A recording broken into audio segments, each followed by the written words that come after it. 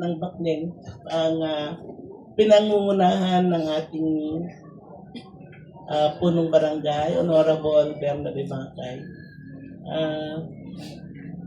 In behalf po ng LGU family, dito kami nga maipaabot sa mga naiwan ni Charito Ubing Paisuna ang aming taus-pusong pakikiramay sa inyo. Alam naman po natin na mo tayo may tapo nga may kanya-kanya tayong panahon dito sa mundong ibabaw.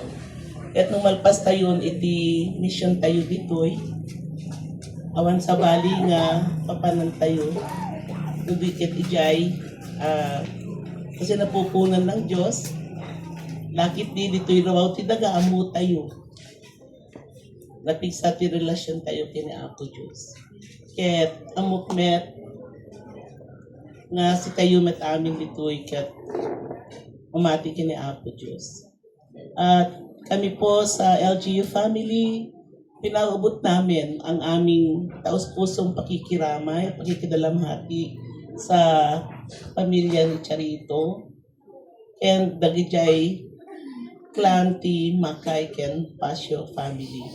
Kaya po sa atin pong lahat na narito ngayon,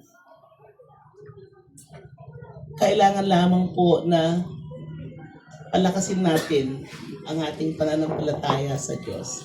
Sa mga minamahal ni Charito, dalangin namin na bigyan kayo ng Diyos ng iba yung lakas, iba yung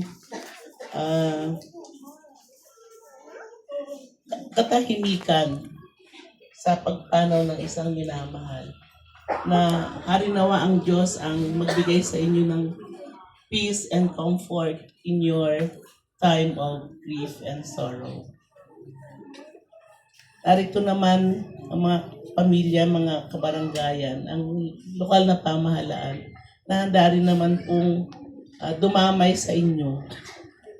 Basta kayo lamang po ay lalapit din sa amin. Narito lamang po kami.